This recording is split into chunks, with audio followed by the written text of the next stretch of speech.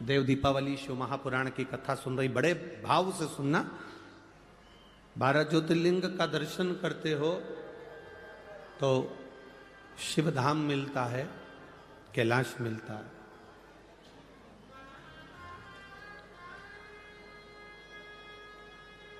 पर 12 ज्योतिर्लिंग का दर्शन करने वाला व्यक्ति सारे ज्योतिर्लिंग का दर्शन करने के बाद जब त्र्यंबकेश्वर की पवित्र भूमि पर आता है और त्र्यंबक बाबा का जब दर्शन करता है तो उस व्यक्ति को केवल एक कैलाश नहीं मिलता, उसके सामने ऑप्शंस रख दिया जाता है कि आप ब्रह्मलोक में रहना चाहे, चाहे वैकुंठ में रहना चाहे, चाहे कैलाश पर रहना चाहे।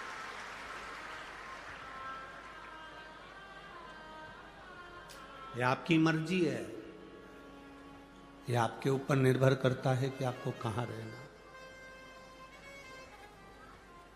कहते हैं सारे ज्योतिर्लिंग के दर्शन कर कर अगर किसी के प्राण छूट जाते हैं तो उनका सत्कार सम्मान कैलाश पर होता है। पर मान लो जो व्यक्ति 12 ज्योतिर्लिंग का दर्शन नहीं कर पाया और एक त्र्यंबकेश्वर की पवित्र भूमि पर आ गया और त्र्यंबक बाबा का दर्शन भूल से भी अगर उससे हो गया तो जब उसके प्राण छूटते हैं तो ब्रह्मा और विष्णु उसके लिए फूल की पुष्प की रंगोली डालते हैं कैलाश धाम तक जाने के।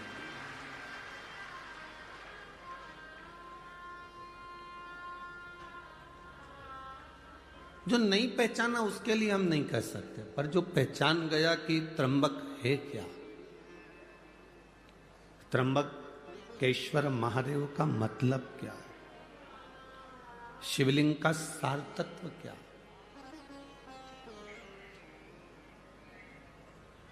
शंकर भगवान की अविरल भक्ति का फल क्या है।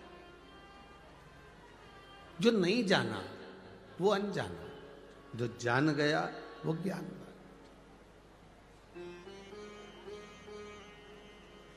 एक गंगा को भागीरथ बाबा लेकर आए थे और एक गंगा को गौतम ऋषि लेकर आए थे।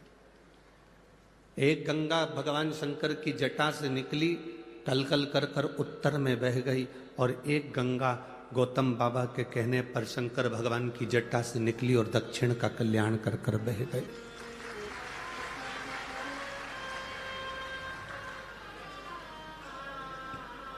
उस गंगा में और इस गंगा में कोई अंतर नहीं है, कोई भेद नहीं। वो गंगा भी भगवान शिव के मस्तक से निकली है और ये गंगा भी भगवान शंकर के मस्तक से निकली।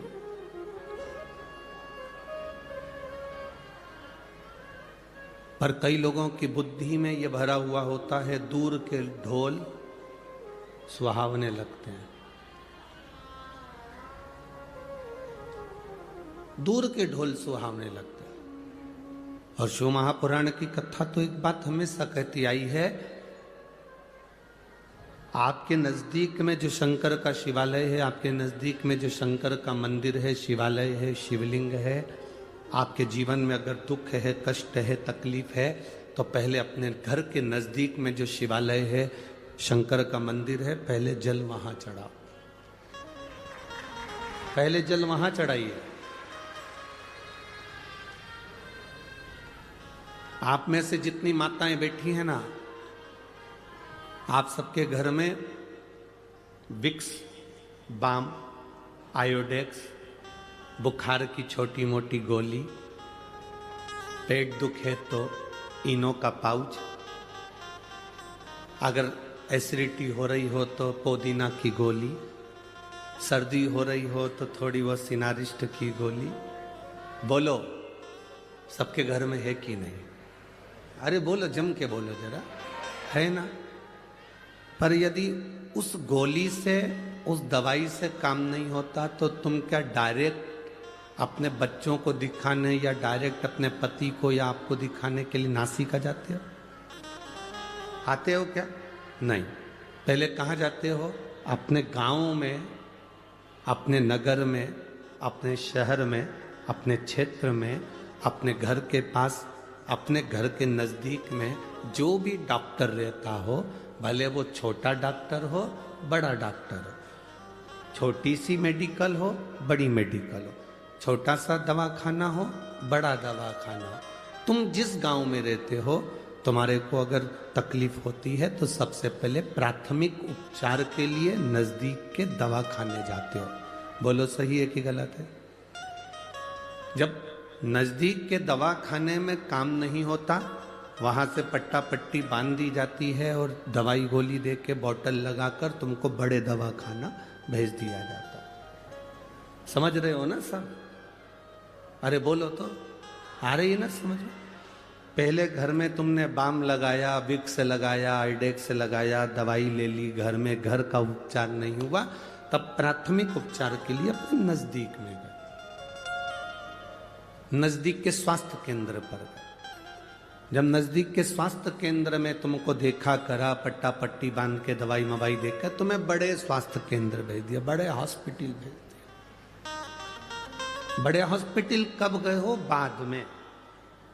पहले घर का इलाज करा, फिर अपने मोहल्ले में जो डॉक्टर थे, जो दवाखाना था, उसका इलाज करा, प्राथमिक इलाज करा, फिर बड़े दवाखाने।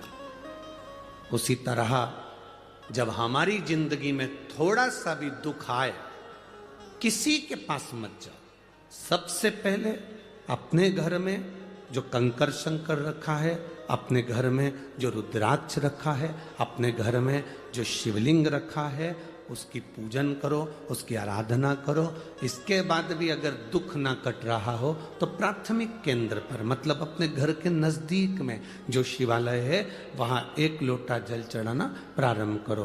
3 महीना इंतजार करो कि हम सही हो रहा है कि नहीं हो रहा है, फिर जाकर कहीं मौका मिले तो फिर किसी बड़े शिवालय में जाकर भगवान से प्रार्थना, फिर जा।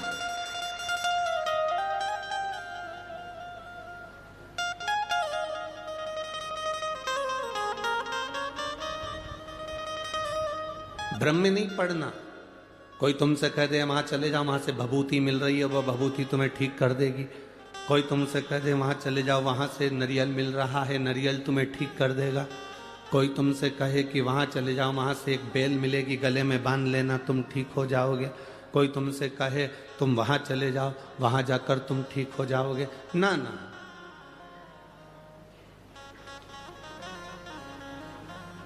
पहले अपने घर में जो शिवलिंग है, अपने पड़ोस में, अपने आसपास में जो शंकर का स्वरूप है, उसको भजो।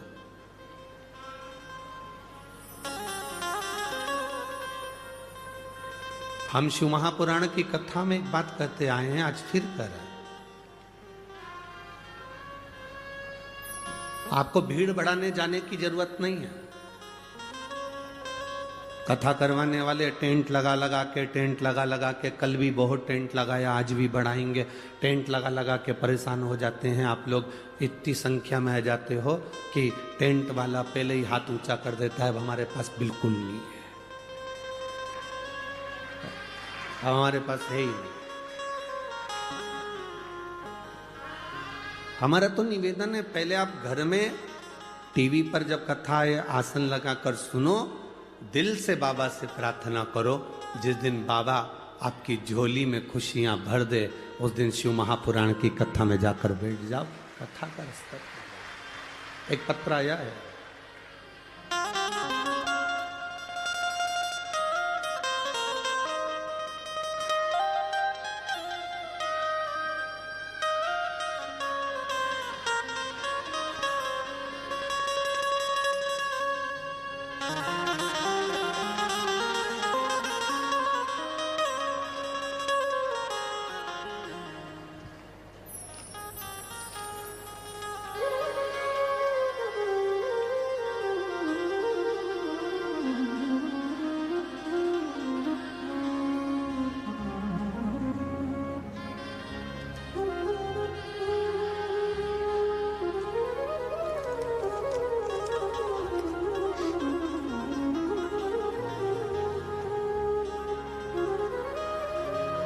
मेरा नाम अल्पेश राजेंद्र बांगुल, मोबाइल नंबर ये है। मैं बणी गांव से आई हूँ, जिला नासिक। तहसील विंडोरी। विंडोरी सही है, ठीक है। कहीं बैठी हैं, हाथ हिला सकती हैं। अल्पेशनी राजेंद्र बांगुल, मोबाइल नंबर ये है, बड़ी गांव से आई हूँ। कहीं बैठी हैं, हाथ हिला दो दीदी। ठीक है, दिख गए। एक बार वापस हाथ हिला दो। श्री शिवाय नमस्तुभ्यं। अब ठीक हैं आप? फिर से एक बार हाथ हिलाओ। ठीक हैं जी। मैं बाबा का क्या वर्णन करूं गुरुदेव। मैं पहले मंदिर नहीं जाती थी, मैं भगवान को बिल्कुल नहीं मानती थी। 2023 में मेरे बेटे को अचानक कान में पीछे दोनों साइड में गठान हो गई। उस गठान का जब इलाज करवाने के लिए हॉस्पिटल गए तो जांचों में मालूम पड़ा कि इसको बड़ी बीमारी के चांस बनने लगे। इसका ऑपरेशन जरूरी है। ऑपरेशन होने के बाद ये गांठ वापिस जांच के लिए जाएगी। तब हम घबरा गए। हम भगवान के मंदिर नहीं जाते थे, हम भगवान को नहीं मानते थे। जैसे आज के लोग भटक गए थे वैसे हम भी भटक गए थे। पर हमारी पड़ोसन ने हमसे कहा, पड़ोसन जी ने जो कहा कि शिव मंदिर में जाकर जल चढ़ाकर बच्चे को नंदी के पास बिठाकर कुंदकेश्वर महादेव के नाम से वो जल पिलाओ और उसकी गांठों पर लगाना प्रारंभ करो। चिंता मत करो, रो मती, कोई बड़ी बीमारी नहीं होगी और ऑपरेशन की भी जरूरत नहीं होगी। हम जांच कराकर आ गए। ऑपरेशन की तारीख निकल गई। पशुपतिनाथ का व्रत मैंने जिंदगी में पहली बार करा और भगवान के मंदिर में पहली बार पांव रखा। इतनी बड़ी जिंदगी में पहली बार जब मंदिर गई, बाबा को केवल इतना कहा, बाबा की कानों में 3 गठाने हैं, पर आप संभालेंगे तो सब हो सकता है। मेरी पड़ोसन सीवर वाले महाराज की कथा सुनती है और वो सीवर वाला महाराज कहता है सारी समस्या का हल एक लोटा जल है। आप संभालिएगा बाबा। मेरे बेटे को नंदी के पास बिठाती, शिवजी पर जल चढ़वा कर बिठाकर उसको पानी पिलाती, कुंदकेश्वर महादेव का नाम लेती, गांठों पर लगाती। दूसरी बार जांच कराने के लिए हम जब वापिस पहुंचे तो बाबा की कृपा से तीनों गांठें गल चुकी थी और डॉक्टर ने कहा कोई बड़ी बीमारी नहीं, शिव तत्व है। दोनों हाथ हिला तो बहन एक बार। हर हर महादेव। बैठी है, बाबा की कृपा, बैठी। शिव तत्व इसी को कहा। अगर हमारा भरोसा प्रबल नहीं हुआ, हमारा विश्वास प्रबल नहीं हुआ। ये पत्र में उन्होंने एक लाइन बड़ी अच्छी लिखी है, हम तो बाबा के भरोसे चलते हैं, डमरू वाले के भरोसे चलते हैं। नीचे लाइन लिखी है, आप कहते हो ना कि टीवी के सामने बैठकर मांगा जाता है। मैंने जो मांगा मेरे बाबा ने वो मुझे दिया है। जो मांगा। आज पहली बार मैं कथा पंडाल में आई हूं और बाबा को धन्यवाद देने के लिए आई। शिव तत्व है।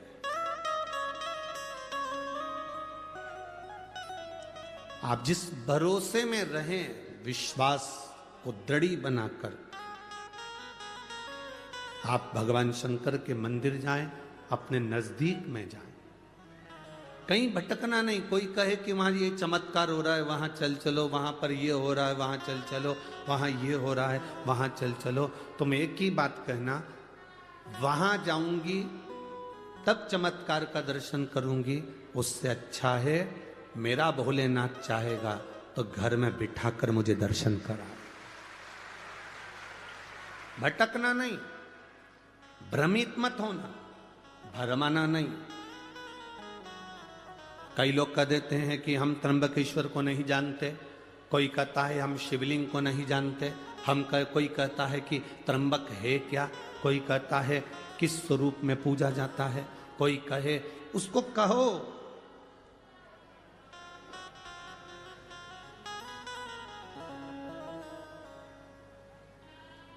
जो माता का दूध पीकर पैदा होता है,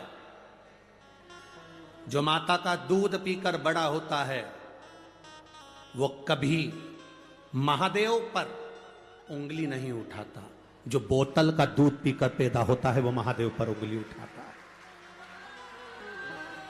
सनातन धर्म पर, इस राष्ट्र पर उंगली उठाने वाला वही व्यक्ति होता है जो थैली का और डब्बे का और बोतल का दूध पीकर बड़ा होता है। जो मां का दूध पिया होता है वो कभी उंगली नहीं उठाता। भारत की एक एक माता संस्कार की जननी है। जो अनसुईया मैया ब्रह्मा विष्णु महेश को बच्चा बना देती है, जो मां जानकी लंका की उस रावण की उस अशोक वाटिका में बैठकर भी एक घास के तिनके को हाथ में तोड़कर अपनी रक्षा कर लेती है।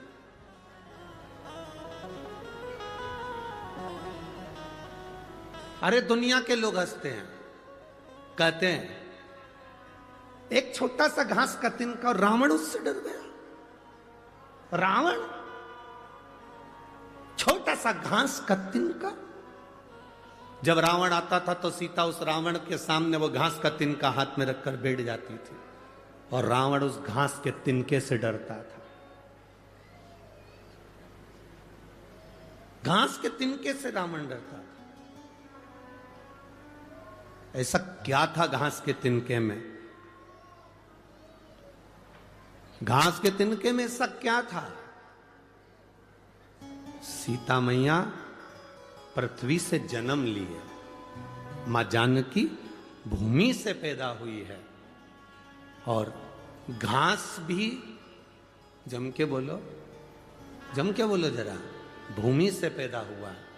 तो घास सीता जी का कौन हुआ? जम के बोलो जरा। भाई, एक नारी अपने पति के साथ जाती है तो भी उसको भय लग सकता है, पर एक नारी जब अपने भाई के साथ जाती है तो कोई भय नहीं लगता। नारी को भय पति के साथ भी हो सकता है, उसके मित्रों के साथ भी हो सकता है, देवर जेठ के साथ भी हो सकता है, सास ससुर के साथ भी हो सकता है, पर नारी को, स्त्री को भय अपने भाई के साथ कभी नहीं हो सकता। अपने भाई के साथ नहीं हो सकता। इसलिए सीता जी घास के तिनके को तोड़कर अपने पास में रख लेती थी और सीता जी को यह ज्ञान था कि मैं भूमि से हुई हूं, ये भूमि से घास हुआ है, ये मेरा भाई है और जब तक मेरा भाई मेरे साथ में है तब तक रावण निगाह उठाकर नहीं देख सकता। ये मेरा भाई मेरे साथ में है, रावण की इतनी सामर्थ्यता नहीं कि मुझे निगाह उठाकर देख ले, क्योंकि मेरा भाई है।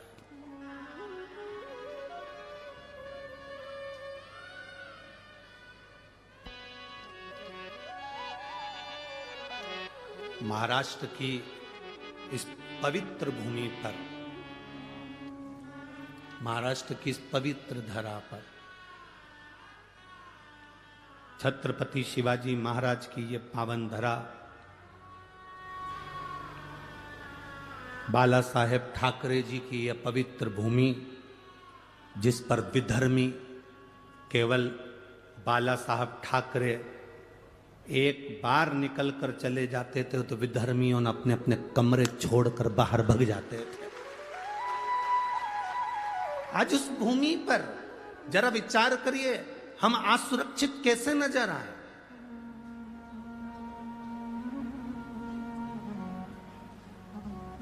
राम जी अयोध्या से चले, अवध से चलते चलते चलते चलते राम जी ने कभी पूरी जगह तक जाकर देख लो, कहीं पर किसी की ना तो नाक काटी, ना हाथ काटा, ना मुंडा काटा।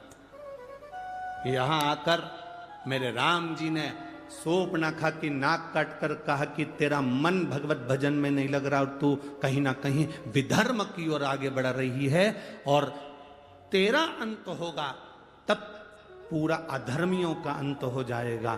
तो ये वीर शिवाजी, छत्रपति शिवाजी इस नासिक शहर को, इस गोदावरी के तट को सबसे प्रथम मानते थे कि राम जी ने इस भूमि से रावण को ललकारा था और वीर शिवाजी छत्रपति ने भी इस भूमि से उन विधर्मियों को ललकारा था। पवित्र धर्म, ये पवित्र भूमि है जिस भूमि का आनंद हमारे जीवन का एक सुख देता है।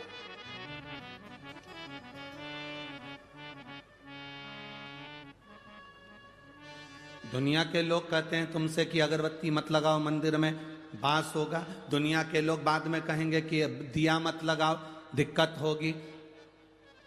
कितनी विचित्रता है, कितनी विडंबना है, हम कितना भटक रहे हैं। भगवान की भक्ति से हम दूर होते चले जा रहे हैं। आज का व्यक्ति मेहनत करना नहीं चाहता, और शिव महापुराण की कथा कहती है कर्म प्रधान है। शिव पुराण की कथा कहती है कर्म पूरा करो। इस व्यासपीठ पर बैठकर आज तक हमने ये बात नहीं कही होगी आपसे कि आप हमारे पास में आके बैठना, हम तुमको कहीं से गड़ा हुआ धन निकाल कर दे देंगे, या आप हमारे पास आना हम तुमको रोग मुक्त कर देंगे, हमारे पास आना तुम्हारा दुख मिट जाएगा। ये कभी आज तक नहीं कहा इस व्यासपीठ से, क्योंकि हमको अगर दुख आता है तो हम भी महादेव की शरण जाते हैं। आपको भी दुख आए तो महादेव की शरण जाए। राम जी की जिंदगी में दुख आया, वो महादेव की शरण में गए। भगवान कृष्ण की जिंदगी में दुख आया तो महादेव की शरण में गए। 16,108 रानियां भगवान कृष्ण की थी और एक भी संतान नहीं थी। तब गर्गाचार्य बाबा से कहकर शिवलिंग का पूजन करा, एक एक रानी के साथ 11-11 दिन तक 1 लाख से ज्यादा भगवान कृष्ण के घर में संतान की प्राप्ति हुई शिव की कृपा से। ऐसा कोई बता दो देव हो, ऐसा कोई असुर का नाम ले लो जो शंकर की आराधना ना करो। रावण शिव की आराधना करते थे, कंस शिव की आराधना करते थे, महिषासुर शिव की आराधना करता था, तारकासुर शिव की आराधना करता था, जटासुर शिव की आराधना करता था। ऐसा कोई असुर बताओ जो शंकर की आराधना ना कराओ। ऐसा कोई देवता बताओ जिसने शिव की आराधना ना करी हो।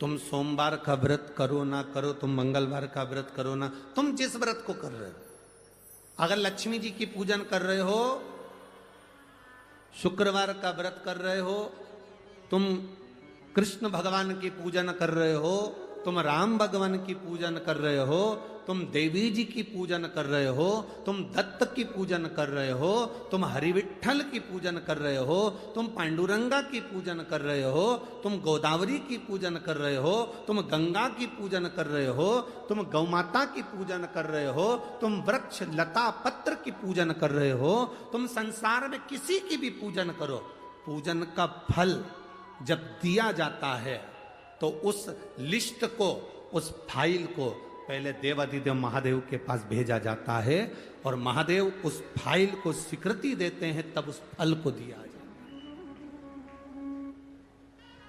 है। ऐसा कोई फल नहीं जो भगवान शंकर के बिना आपको मिल जाए। शिव के बिना कोई फल नहीं मिलता, शंकर के बिना फल की प्राप्ति नहीं होती।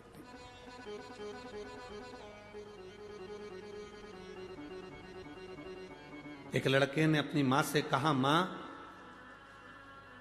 तू कह रही थी कि पंडाल में बैठकर कथा सुन लो तो उससे फल प्राप्ति होती है, तो मां ने अपने बेटे से कहा मेहनत भी करना पड़ेगी। सियोर वाला महाराज कहता है अपना कर्म पूरा करना पड़ेगा। एक बेटा लिखा,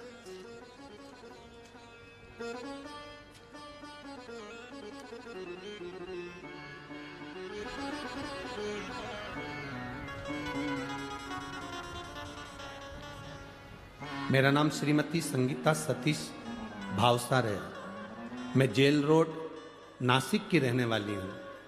कहीं बैठी हैं तो हाथ हिला सकती हैं, कहीं बैठी हो।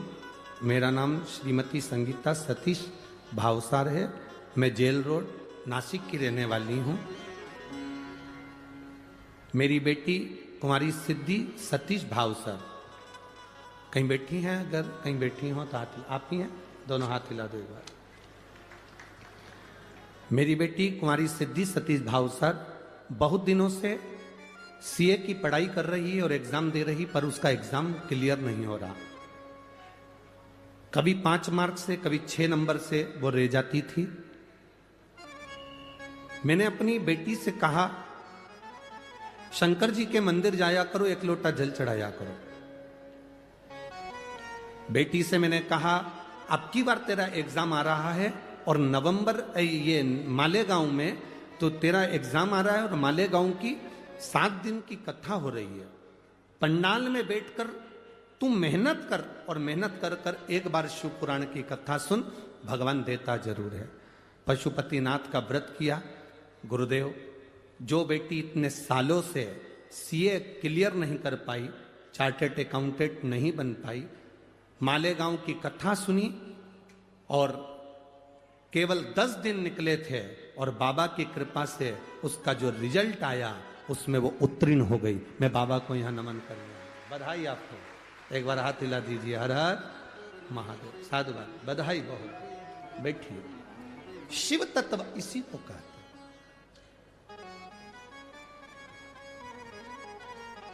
अपनी मेहनत पूर्ण करो, अपने कर्म के प्रति जागरूक रहो। कोई तुमसे कह दे मेरे पास आ जाओ, मैं गड़ा हुआ धन दे दूंगा। कोई तुमसे कहे मेरे पास आ जाओ, मैं तुम्हें ये दे दूंगा। कोई कहे ऐसा कर दूंगा कि तुम्हारी जिंदगी में दुख नहीं आएगा, तो विश्वास मत करना कि जिंदगी में दुख नहीं आएगा। पृथ्वी पर आने के बाद तो राम जी के भी जीवन में दुख आया, पृथ्वी पर आने के बाद तो भगवान कृष्ण की जिंदगी में भी दुख आया। पृथ्वी पर आने के बाद जो जन्म लिया उसकी जिंदगी में दुख जरूर आया है। तो ऐसा संसार में कोई नहीं जन्मा जिसको दुख नहीं आएगा। पर इतना जरूर है, राम जी ने शंकर को भजा, दुख कटा। भगवान कृष्ण ने शिव को भजा, दुख कटा। उसी तरह आप और हम भी अगर शंकर को भजेंगे तो दुख जरूर कटेगा, ये निश्चित है, ये पक्का है। दुख कटने का साधन है शिव।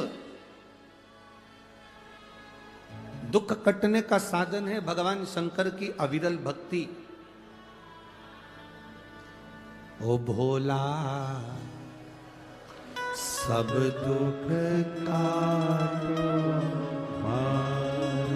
जब आप और हम 5 बार श्री शिवाय नमस्तुभ्यम कहकर जब स्तुति गाते हैं तो उसमें कहते, हम ये नहीं कहते कि आपका दुख कौन सा है, आप तो जो दुख है हम हमारे बाबा से प्रार्थना करते हैं, भोला सब दुख काटो। इस स्तुति को करने के लिए जितने लोग आस्था चैनल पर कथा सुनते हैं, जितने लोग टीवी पर कथा सुनते हैं, जितने लोग मोबाइल पर कथा सुनते हैं, जितने पंडाल में कथा सुनते हैं, बाबा से यही मंत्र का जाप करने के लिए और स्तुति करने के लिए आते हैं कि बाबा मेरे जीवन का जो दुख है वो कटे, वो कटे।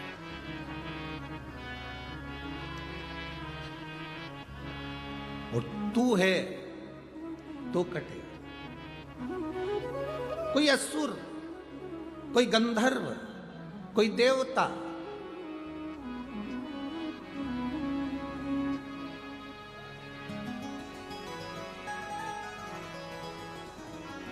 भगवान का दरवाजा ना छूटे। मां, महात्मा और परमात्मा, कौन कौन? बोलो, जम के बोलो। मां, महात्मा, तीसरे नंबर पर परमात्मा। एक बार फिर से बोलो, 3 कौन? मां, महात्मा और परमात्मा। इन 3 को पकड़ कर रखोगे तो जिंदगी में कभी पीछे मुड़कर देखना नहीं पड़ेगा, आगे बढ़ते चले जाओ।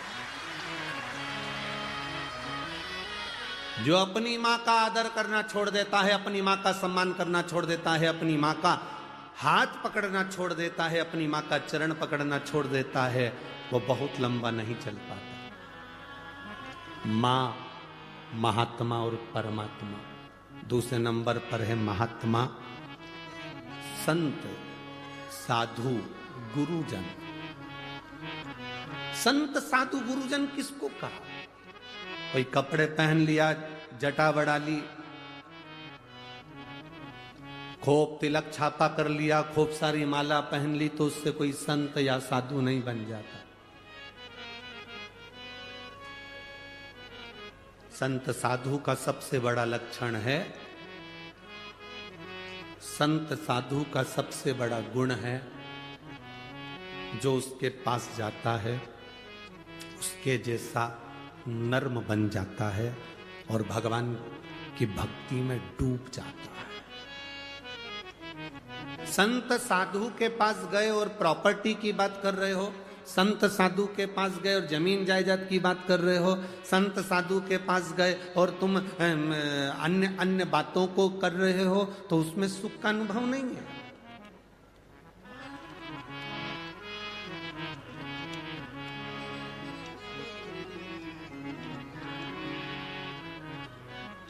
दुनिया में जितने मरते हैं वो सब वैकुंठ जाते हैं कि नरक जाते हैं?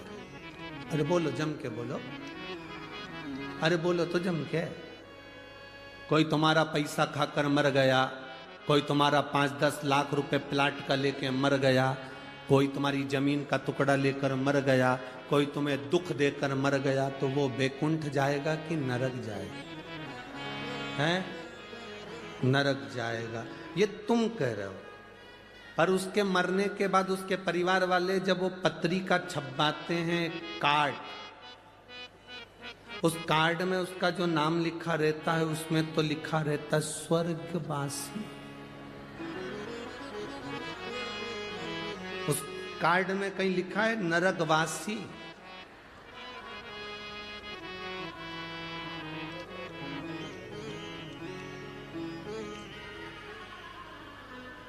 विदेश में कोई मरता है तो कह देते हैं एक्सपायर, डेड बॉडी। पर हमारे यहाँ तो कितना भी पापी से पापी भी मर जाए तो भी उसके नाम के आगे लिखा रहता है स्वर्गवासी। क्यों? क्योंकि वो भारत की भूमि पर जन्मा है और भारत की भूमि पर जो जन्म लेता है वो नरक कभी नहीं जाता। अच्छा चलो जाने दो, तुम्हें सियोर वाले महाराज की बात पे भरोसा नहीं हो तो एक एक पुराण उठाकर बता दो। हिरण्यकशिपु मरा, प्रहलाद का पिता मरे तो नरक गए कि स्वर्ग गए? बोलो बोलो जम के। रावण मरा तो वैकुंठ गया कि नरक गया? चलो वो भी जाने दो। जिस हिरण को बाण मारा था वो वैकुंठ गया कि नरक गया? भगवान कृष्ण ने कंस को मारा था, वो वैकुंठ गया कि नरक गया? एक एक पुराण को उठाकर देखना। हिरण्यकशिपु मरा, परम धाम गया, लिखा शास्त्रों में। रावण मरा, परम धाम गया। कंस मरा, परम धाम गया। तारकासुर मरा, परम धाम गया। क्योंकि भगवान का जो हाथ का स्पर्श कर कर जाता है, भगवान का नाम लेकर जाता है, उसका दर्शन कर कर जाता है, भारत की भूमि की रज का स्पर्श कर कर जाता है, वो कभी नरक नहीं जाता, वो वैकुंठ ही जाता है।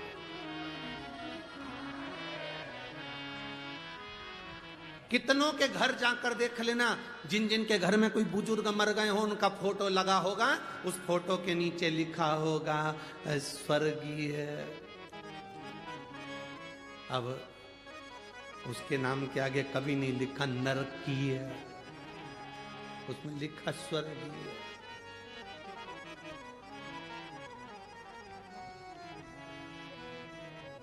हर चंदन है इस देश की माटी, तपोभूमि हर ग्राम है, हर बाला देवी की प्रतिमा, बच्चा बच्चा राम है। जिसके सैनिक समर भूमि पर गाया करते गीता है, उसी माटी के हल्के नीचे खेली करती सीता है। चंदन है इस देश की माटी, तपोभूमि हर ग्राम है, हर बाला देवी की प्रतिमा, बच्चा बच्चा राम। ये भूमि ही कुछ ऐसी है, ये धरा ही कुछ ऐसी है, इतनी पवित्र है ये भूमि, जिसको समझने वाला समझ सकता है। आज के जमाने में बड़े बड़ी गादियों पर लोग बैठ जाते हैं, बड़ी बड़ी पीठ पर लोग बैठ जाते हैं और भेद करते रहते हैं। वो ज्योतिर्लिंग बड़ा है, वो ज्योतिर्लिंग छोटा है, वो शंकर बड़ा है, वो शंकर छोटा है, ये महाराज बड़ा है, वो महाराज छोटा है।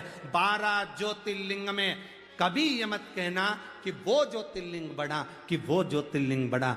दिए की ज्योति बराबर का प्रकाश देती है, 12 ज्योतिर्लिंग एक बराबर का फल देते हैं।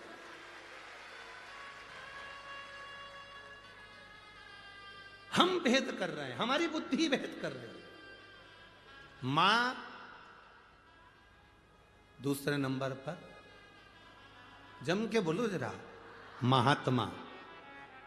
जो महात्मा तुमसे प्रॉपर्टी की बात करे, जमीन जायदाद की बात करे, धन दौलत की बात करे, संपदा की बात करे, वो महात्मा नहीं। महात्मा का लक्षण है आप उसके पास बैठे और उसके पास बैठकर अगर कहीं आपके भीतर ये भाव जागृत हो जाए कि सही कहा, शंकर के मंदिर जाना चाहिए, एक लोटा जल चढ़ाना चाहिए, ये प्रयास हर एक महात्मा का होना चाहिए। जगत गुरु शंकराचार्य जी पृथ्वी पर प्रगटे थे, तब उन्होंने शंकर भगवान की पूजा का विधान संपूर्ण विश्व में फैलाया था। जगत गुरु शंकराचार्य जी की 4 पीठ पर जो 4 शंकराचार्य जी विराजमान हैं, जगत गुरु शंकराचार्य जी की 4 पीठ पर जो जगत गुरु शंकराचार्य विराजमान हैं, वो भी आज शंकर भगवान की पूजा अर्चना और विश्व के कल्याण को आगे बढ़ाने का लक्ष्य लेकर चल रहे हैं। और जगत गुरु शंकराचार्य जी के जाने के बाद भोलेनाथ ने कोरोना काल में ये शिव महापुराण को, कहीं मेरे महादेव ने संपूर्ण विश्व में शंकर की भक्ति को जागृत करने के लिए शिव पुराण प्रारंभ कर दिया।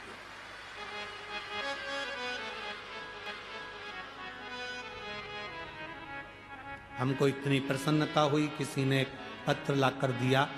उस पत्र में लिखा था, पहले छोटे छोटे शंकर मंदिर में, नासिक में भी शंकर के छोटे छोटे मंदिर में दरवाजे बंद रहते थे, होटले पर कुत्ता बैठे रहते थे, कोई नहीं जाता था, दरवाजे सब बंद पड़े रहते थे। बड़े बड़े मंदिर में सब जाते थे, छोटे छोटे मंदिर में कोई नहीं जाता था।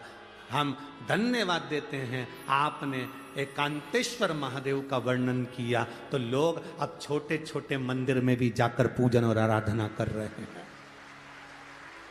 छोटे छोटे मंदिर में भी पूजा आराधना कर रहे हैं। एक एक मंदिर में छोटे से छोटा शिवालय हो, चाहे बड़े से बड़ा शिवालय हो, उन शिवालयों का आनंद अपने आप बड़ा है, अपने आप है।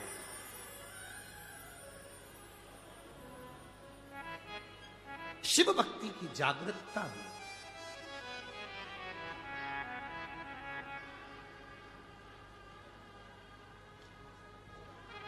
और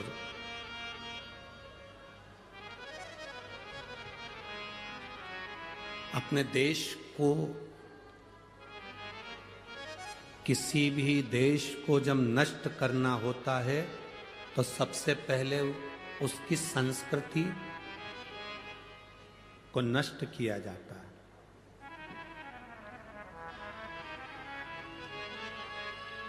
विधर्मी जब किसी राष्ट्र को बर्बाद करते हैं, नष्ट करते हैं, उस पर आक्रमण करते हैं, तो सबसे पहले भीतर घात करते हैं, उसकी संस्कृति को, उसकी सभ्यता को, उसके संस्कारों को नष्ट करते हैं, उसके संस्कारों को नष्ट करते हैं, उसकी संस्कृति को नष्ट करते हैं। और आप सबको मैं धन्यवाद देता हूं, शिव महापुराण के माध्यम से आप लोगों ने जो शंकर के मंदिर में जल चढ़ाना प्रारंभ करा, इस भारत की संस्कृति को फिर आगे बढ़ा दिया। अब बर्बाद नहीं हो सकता। राष्ट्र फिर मजबूत हो गया, सनातन धर्म फिर मजबूत हो गया। धर्म की जय हो, अधर्म का प्राणियों में और विश्व का फिर सनातन धर्म मजबूत हुआ है, जब आप लोग भगवान के देवालय शिवालय तक जा रहे हैं।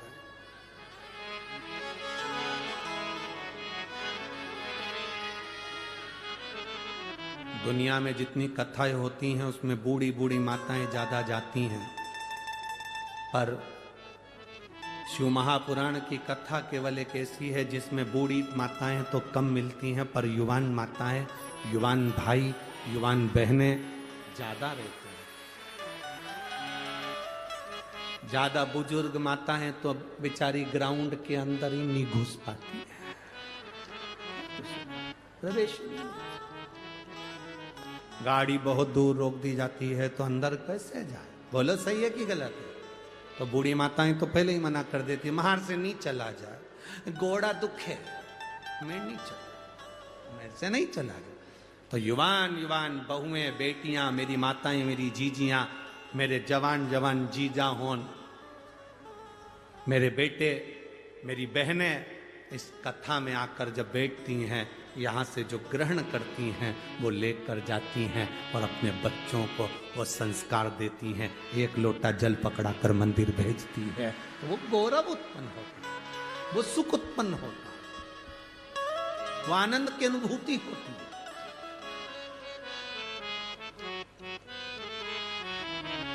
अपने संस्कार, अपनी संस्कृति का सुख हो, मां, महात्मा और परमात्मा, इन तीन को कभी मत छोड़ो। परमात्मा का दरवाजा, दुनिया के लोग कहें, कोई तुमसे कह दे भगवान शंकर को जल चढ़ाने से क्या मिलता है, आप कुछ मत बोलना, यहां से हमारे पास से ये पत्र ले जा कर दे देना। इस सारे पत्रों में और कुछ नीचे रखे हैं, जो तुमसे कहें कि शंकर जी को जल चढ़ाने से, बेलपत्र खाने से, बेलपत्र चढ़ाने से, समी पत्र चढ़ाने से, शंकर भगवान को शहद चढ़ाने से, शंकर भगवान का अनुमोदन करने से, श्री शिवाय नमस्तुभ्यम बोलने से क्या मिलता है, उनको ये पत्र ले जाकर देना, जिसमें उनका मोबाइल नंबर भी है, एड्रेस भी है। वो आपको बताएंगे कि शंकर की भक्ति से मिलता क्या है, शंकर से क्या प्राप्त किया जा सकता है। ब्रह्मा ब्रह्मलोक में रहते हैं, भगवान विष्णु वैकुंठ लोक में रहते हैं, पर मेरा महादेव इसी मृत्यु लोक में कैलाश पर, पृथ्वी पर रहता है।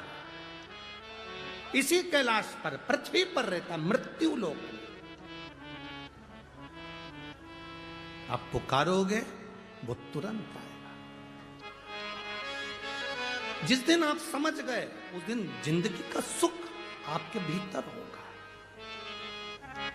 जिस गोदावरी के तट पर आप कथा सुन रहे हैं, जिस माता गोदावरी के तट पर सप्तशृंगी माता के इस पावन सानिध्य में, त्र्यंबकेश्वर बाबा के इस पावन सानिध्य में, कपालेश्वर महादेव के इस पावन सानिध्य में, काले राम जी के इस पावन सानिध्य में शिव महापुराण की कथा सुन रहे हो, इस पवित्र भूमि पर बैठकर अगर आप कथा का रसतत्व ग्रहण कर रहे हो, तो ये विश्वास मानकर चलना, ये भूमि ने अगर असुरों को दिया, राक्षसों को दिया, तो देवताओं को भी दिया है।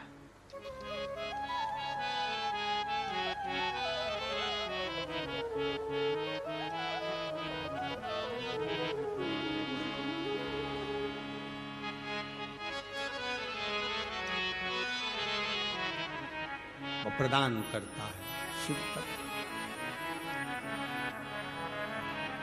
एक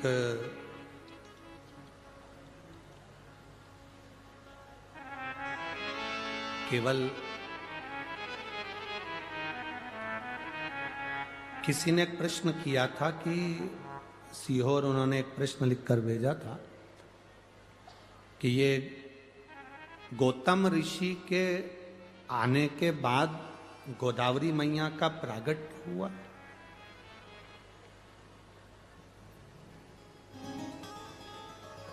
गौतम ऋषि के आने के बाद गोदावरी मैया का प्रागट्य हुआ है। जिसने प्रश्न किया वो अच्छे से एक बार स्कंद पुराण पढ़ना, ब्रह्म वैवर्त पुराण पढ़ना, अच्छे से लिंग पुराण का स्मरण करना। आपको ज्ञात होगा स्कंद पुराण के अंदर कि ये गोदावरी केवल गौतम बाबा के बाद की नहीं, ये गोदावरी तो गंगा है, और गंगा केवल गौतम ऋषि के सम्मुख में तो इस गंगा का नामकरण हुआ है, बाकी के गंगा तो महादेव की अविरल इस गोदावरी तो बहती रही है। गोदावरी तो बहती रही है। क्या गौतम बाबा ने इस गंगा को बुलाया? गंगा का नामकरण गौतम बाबा ने करा। ये तो अविरल गंगा है गोदावरी, एक युग में नहीं, कई युगों से बहती आ रही है। कई युगों से। उस कई युगों से एक कथा आती है, आप लोगों ने सुना होगा। महिषासुर एक असुर था, सुनिए कथा, जम के बोलो जरा, सुनिए ना। महिषासुर की किसने मारा था उसको? महिषासुर का वध किसने किया था? मां दुर्गा भवानी ने। उसका नाम क्या हो गया था फिर? महिषासुर मर्दनी, मां जगतजननी दुर्गा। महिषासुर की एक बहन थी, महिषासुर की एक बहन थी जिसका नाम था महिषी। क्या नाम था उसका? महिषी। अब महिषासुर मर गया, महिषी अकेली रह गई। और महिषासुर का संहार स्वयं जगदम्बा ने, दुर्गा भवानी ने करा। और तेरे भक्त जनों पर माता भीड़ पड़ी है भारी, और दानव दल पर टूट पड़ो मां करके सिंह सवार। सो सिंहों से तू बलशाली, अष्ट भुजाओं वाली, दुखियों के दुख हारे। ओ मैया हम सब उतारे तेरे हारे। माता के कितने हाथ हैं? फिर से बोलो जम के। तेरे भक्त जनों पर माता वीर पड़ी है भारी, दानव दल पर टूट पड़ो मां करके सिंह सवार। सो सिंहों से तू बलशाली, अष्ट भुजाओं वाली। कितनी भुजा? 8। देवी जी की 8 भुजा क्यों होती है?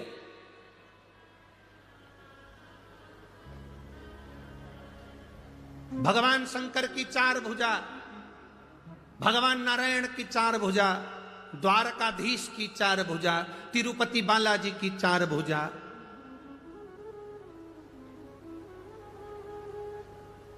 चार भुजानाथ की 4 भुजा, सत्यनारायण भगवान की 4 भुजा, दत्त भगवान की 4 भुजा,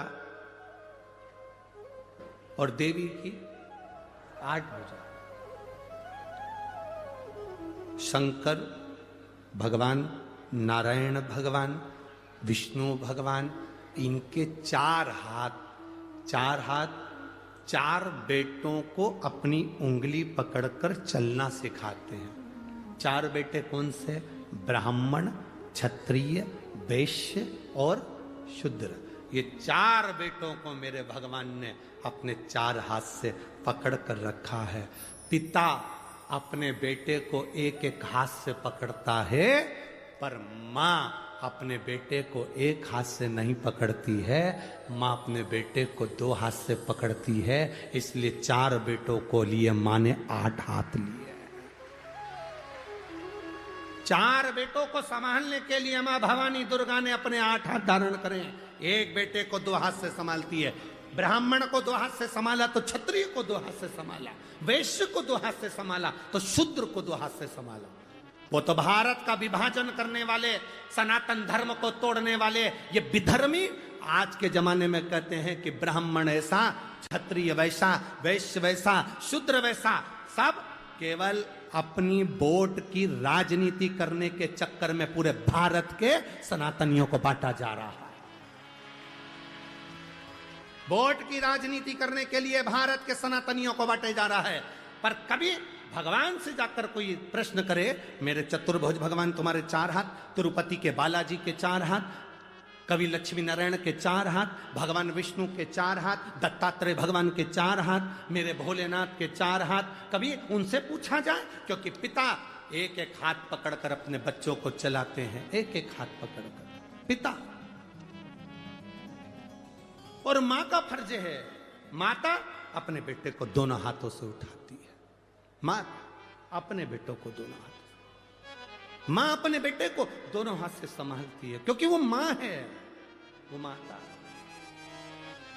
माता अपने पुत्र को दोनों हाथों से संभाल ले। अब तेरे भक्त जनों को माता पीर पड़ी है और दानव दल पर, आप भी बोलिए, दानव दल पर टूट पड़ो मां करके सिंह सवारी, सो सिंह से तू बलशाली, अष्ट भुजाओ वाली, दुखियों के टुकड़े वारे, ओ मैया हम सब उतारे तेरी आरती।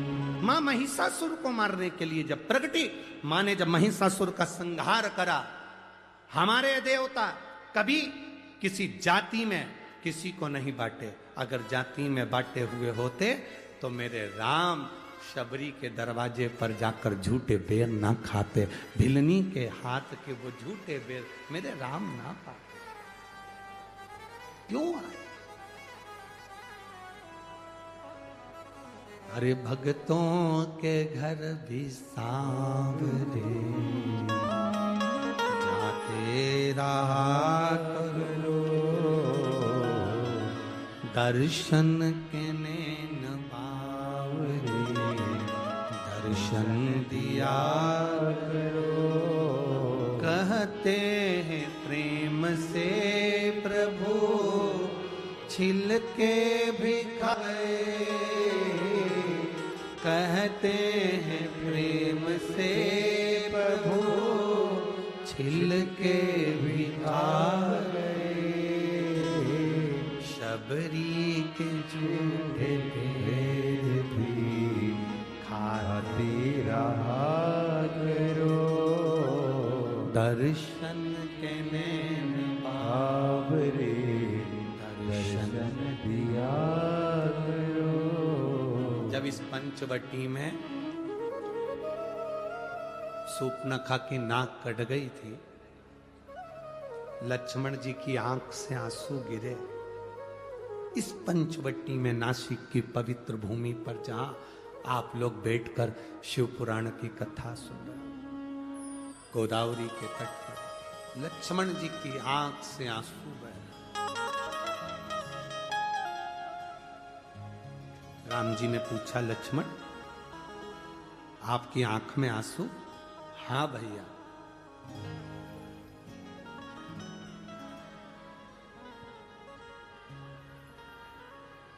क्यों? किस लिए? कहा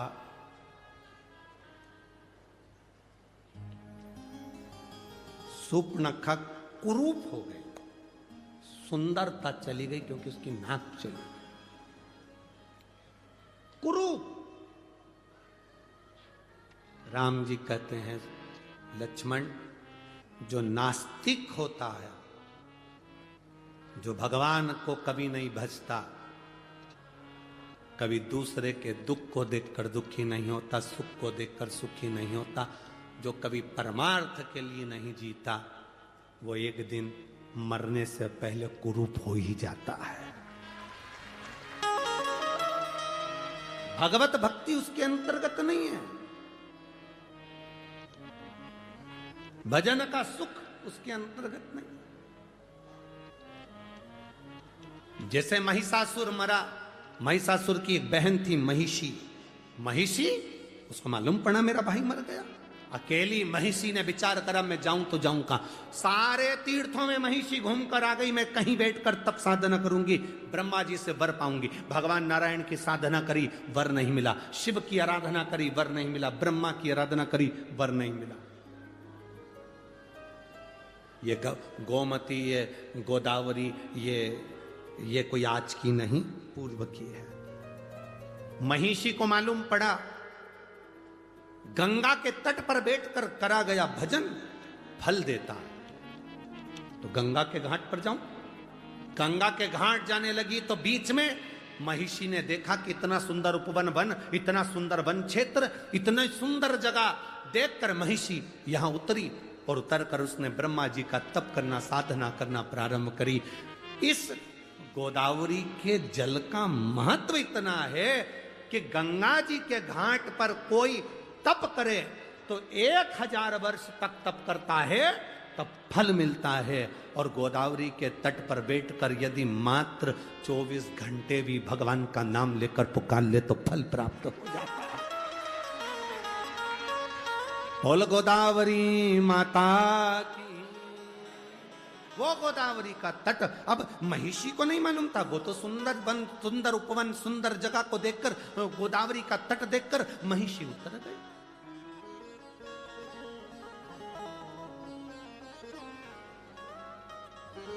महिषी उतरी, सुंदर तट देखकर, सुंदर उपवन देखकर महिषी उतर गई। अब महिषी ने, उसको नहीं मालूम कि गोदावरी का महत्व क्या, राक्षस क्या जाने, असुर क्या जाने।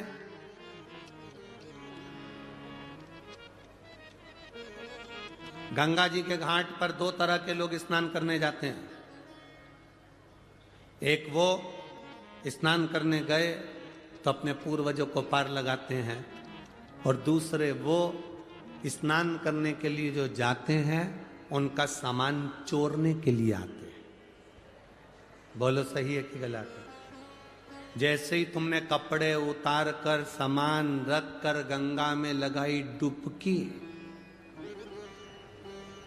तुम बोले हर हर गंगे, और उन्होंने कर दो तुम्हें नंगे, ले गए। अब तुम जाके थाने में रिपोर्ट कर रहे, देखो हम ना गोदावरी नहाने आए थे, हम तो गंगा जी नहाने आए थे, हमारा सामान कोई ले गया, मोबाइल ले गया, पर्स ले गया। अब जो गंगा ईमानदारी से नहाने आए थे, दो तरह के लोग, एक गंगा नहाने आते हैं, एक चुराने आते हैं। नहाने वाला जब गंगा नहा रहा होता है तो देवता भी उसकी 71 पीढ़ी पर फूल बरसाते हैं कि तेरे परिवार वाले ने गंगा नहाकर तुझे पार लगा दिया। और जो गंगा के घाट पर चोरी कर रहा होता है उसकी भी 71 पीढ़ी को यमराज भैंसे की पूंछ से बांध कर रगड़ता है। देख, तेरे खानदान का व्यक्ति को चोरी करने के लिए दूसरी जगह नहीं मिली, गंगा के घाट पर चोरी कर रहा है, उसके बराबर पापी कौन? अरे ओ चोटों, दुनिया में सब जगह चोरी करो, पर जो तीर्थ हैं भारत की भूमि के, उसमें जाकर कभी चोरी मत करो, तुम्हारी 71 पीढ़ी भी तड़पती है, तुम्हारी 71 पीढ़ी भी तड़पती है कि कहां गंगा के घाट पर चोरी करने के लिए गया, कहीं दूसरी जगह नहीं मिली थी। 71 पीढ़ी को भोगना पड़ता है।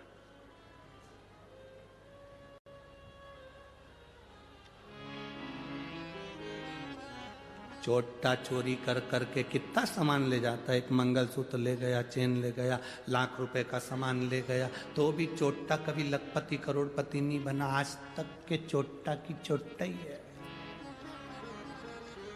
और जिनकी चेन मंगलसूत्र चले गया, वो थोड़े दिन रोने के बाद भगवान से कही मेरी चेन मंगलसूत्र चले गया। भगवान ने कहा बहुत दिन से पहन रही थी, चिंता मत कर, हल्का बहुत था इसलिए भारी दिलाना था, चले गए। टेंशन क्यों लेती है, चिंता ना कर। इसलिए आशीष बार बार कहते हैं अपनी चेन, अंगूठी, मोबाइल, पर्स लेकर यहां मत आओ, सावधान इंडिया। क्यों आते हो, क्यों लाते हो? कहता है तुम सुनो तब तो।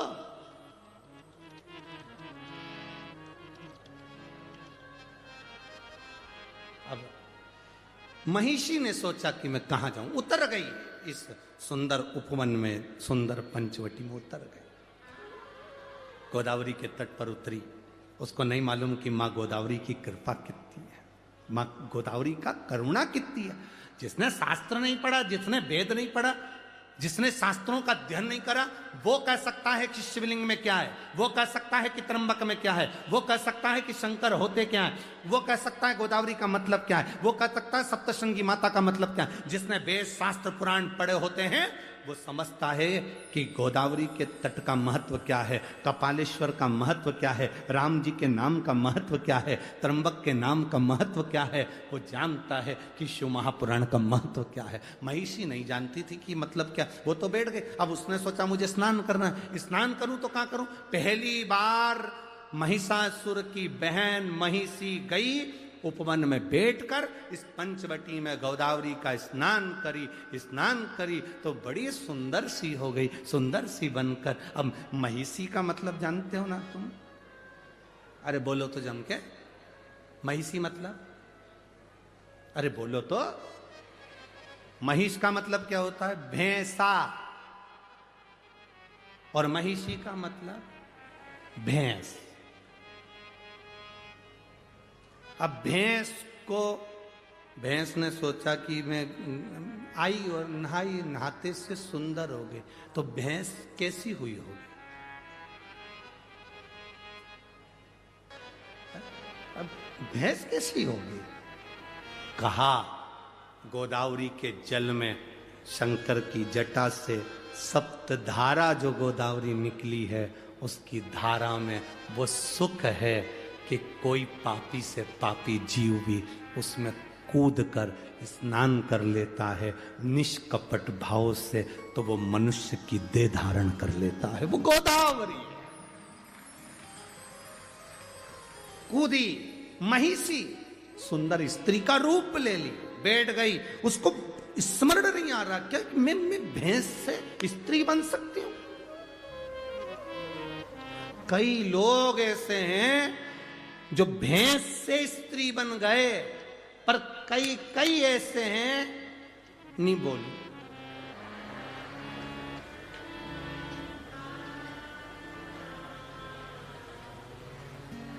समझ गए, भैंस जैसे हो गए। भैंस के आगे कितनी भी बीन बजाओ वो नहीं सुनती। सास कितनी भी के बेटा सिर पे पल्लू डाल के रहा कर। भैंस को तुम कितनी भी बीन बजाओ वो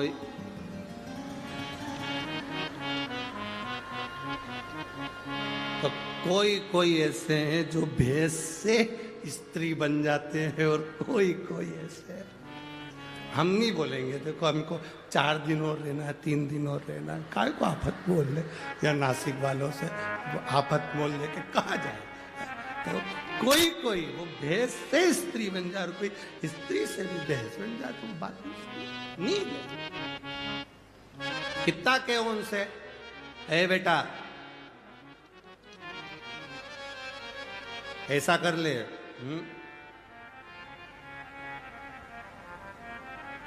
भैंस के आगे हारन कितना भी बजाओ वो भैंस भी कहती ना मैं इनंग जाऊं, रोड मेरे काका की, नहीं हटूंगी। आखिरी में गाड़ी साइड से ले जाना पड़ती है, पर भैंस नहीं। मेरा सासुओं से निवेदन है, जब भैंस नहीं सुने तो अपन साइड से निकल लो। अपन ज्यादा माथा पच्ची अपने नहीं करना, इधर बाजू से निकले चलो। अब क्यों माथा पच्ची करे अपन उससे?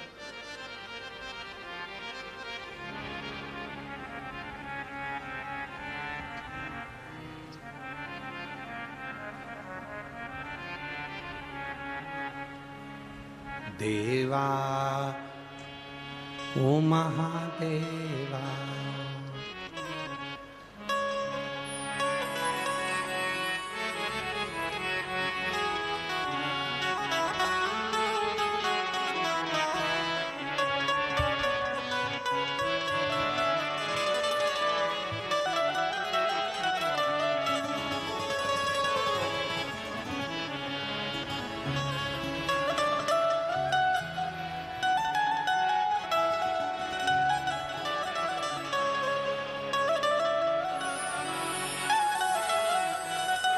अभी तो शुरू ही नहीं करा है।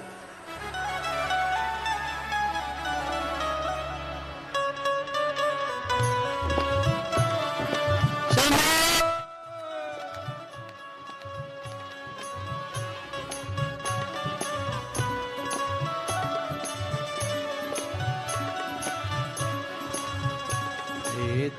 देवा महादेवा, हे देवा महादेवा, हे देवा महादेवा, ओ हे देवा महादेवा। सारी उम्र करूं तेरी सेवा बाबा जी, बाबा जी ओ बाबा जी मेरी याद रखना, बाबा जी मुझे याद रखना। हे देवा महादेवा, हे देवा महादेवा, हे देवा महादेवा, हे देवा महादेवा।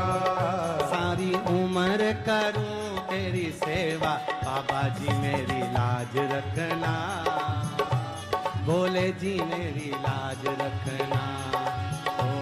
बाबा जी मेरी लाज रखना, भोले जी मेरी लाज रखना। बाबा जी मेरी लाज रखना, गुरु जी मेरी लाज रखना, बाबा जी मेरी लाज रखना, भोले जी मेरी लाज रखना। हे देवा महादेवा, हे देवा महादेवा, हे देवा महादेवा, हे देवा महादेवा।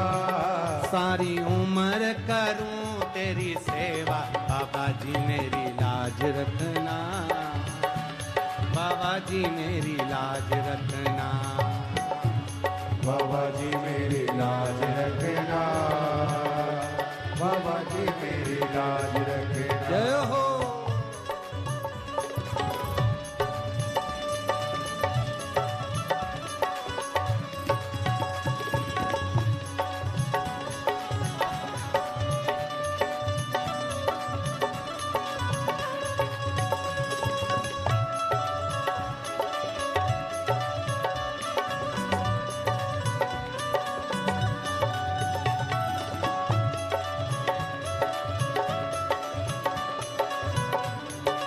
राधे